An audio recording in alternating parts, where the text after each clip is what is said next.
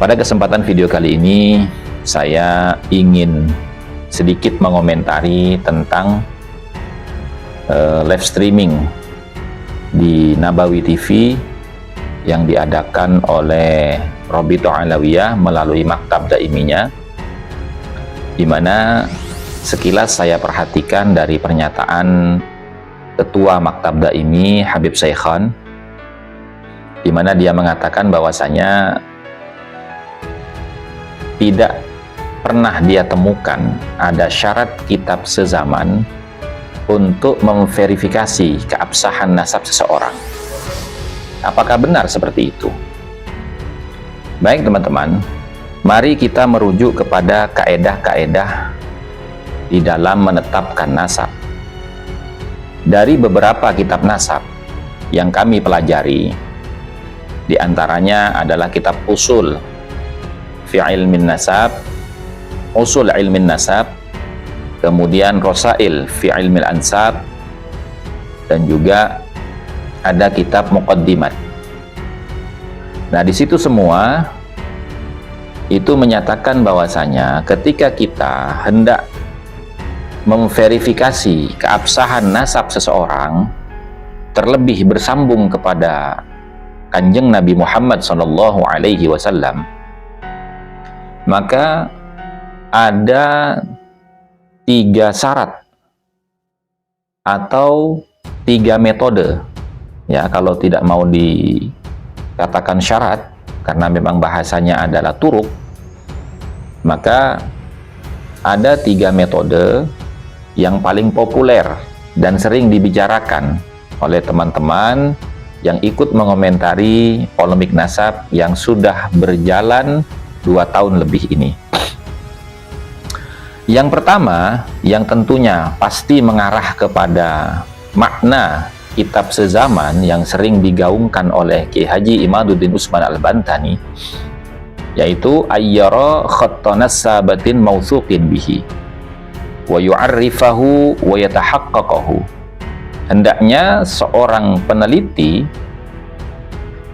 itu melihat catatan ulama ahli nasab, wa yu'arrifahu, dan mempelajari catatan ulama ahli nasab, wa yatahaqqaqahu, dan menelitinya.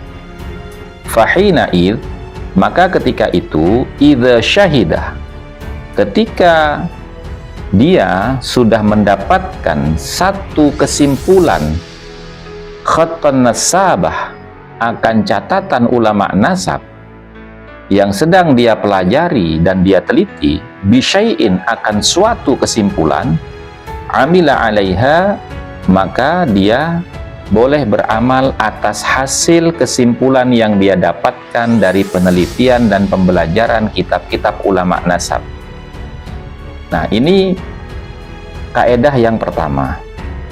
Kemudian di dalam meneliti sebuah nasab, kitab usul ilmin nasab itu menyatakan wa indama nuhakkikun nasabah, dan ketika kami melakukan penelitian akan sebuah nasab, fa innal masadirah, maka sesungguhnya sumber-sumber allati nastaqi minha, yang memungkinkan kami untuk menggali informasi minha, dari sumber-sumber tersebut, an-nasabah, akan sebuah nasab yang sedang diteliti, yajibu, maka wajib, antakuna, adanya sumber-sumber penelitian tersebut, min kutubil ansabil qadimati, dari kitab-kitab nasab yang terdahulu.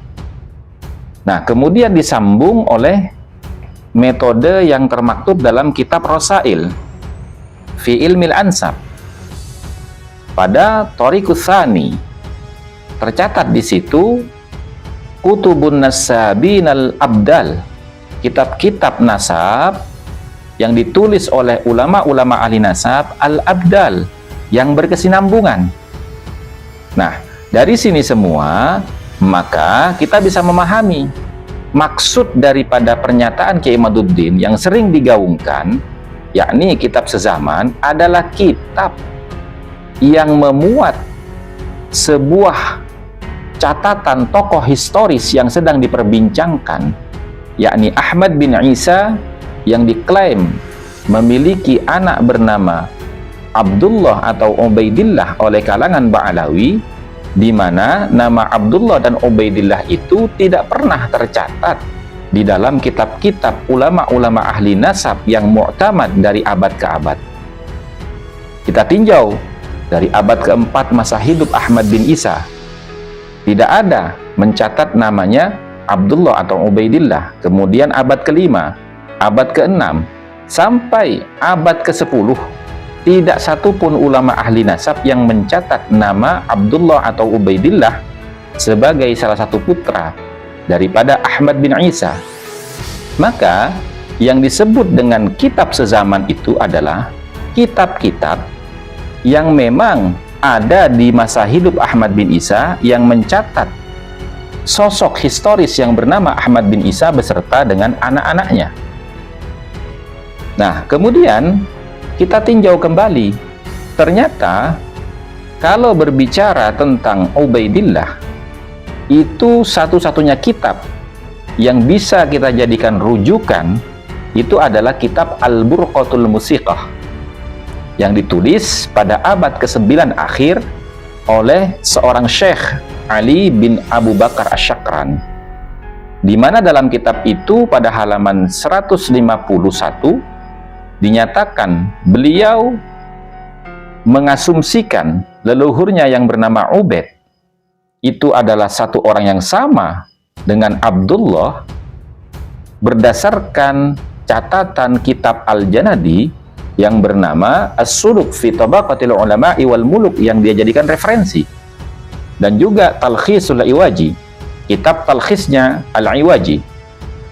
Akan tetapi ketika kita baca kitab As-Suluk fi Tabaqatil Ulama'i wal Muluk, ada perbedaan nama di situ yang ternyata bukan bagian dari keluarga Ba'alawi, tapi menjelaskan tentang keluarga Ali bin Jadid. Dan di situ ada terjadi kontradiksi antara catatan kitab yang tercetak dengan manuskripnya, di mana di catatan kakinya itu ketika menyebutkan Jadid bin Abdullah bin Ahmad bin Isa itu ada 2 kurung, buka kurung tutup kurung. Maka di bawahnya itu footnote-nya menjelaskan ya bahwasanya apa yang ada dalam kurung tersebut tidak ditemukan di dalam manuskripnya. Di dalam manuskrip hanya tercatat Jadid bin Ahmad bin Isa, tidak ada Abdullahnya. Dari mana Al-Janadi itu menambahkan itu? Nah, ternyata setelah di cross check ulang,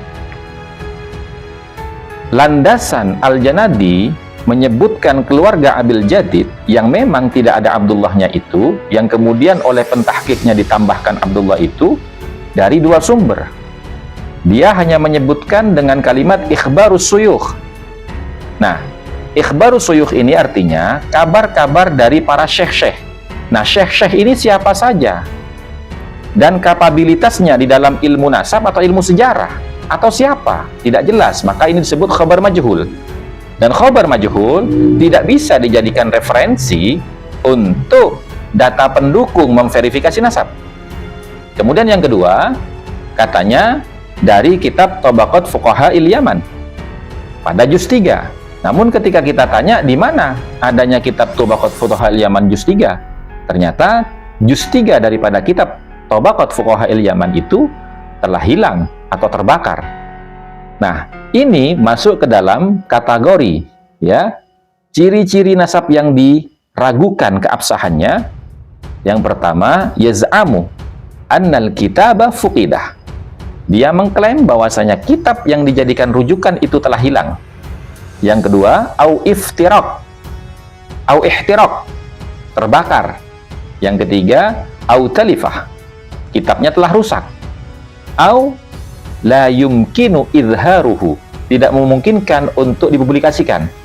Nah, 3 alasan ini menjadi dasar kecurigaan bahwa nasab ini tidak sahih. Nah, kemudian para alim ulama di bidang ilmu nasab itu menyatakan la yahtajju bi kathratil masadir. idza kanat kulluha min aslin wahid, ya, la yahtajju bi kasratil masadir. Tidak perlu berhujjah dengan berbagai macam sumber literatur kitab-kitab. Idza kanat, apabila sumber literatur kitab-kitab itu tungqalu, ternyata dikutip min aslin wahid, dari sumber yang sama. Maksudnya, kalau bicara Abdullah, maka sumber utama rujukannya adalah kitabnya Al-Janadi yang ditulis pada abad ke-8 akhir yang bernama As-Suluk fi Tabaqatil Ulama'i wal Muluk.